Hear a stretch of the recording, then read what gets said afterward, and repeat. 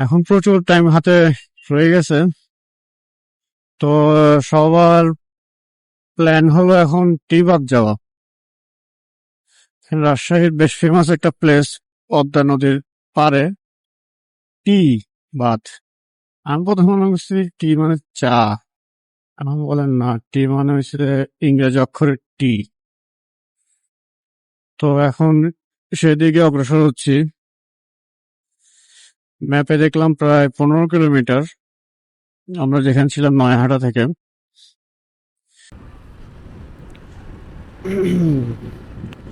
পদ্মার পার মনে হয় এটাই, পদ্মার পার এটাই।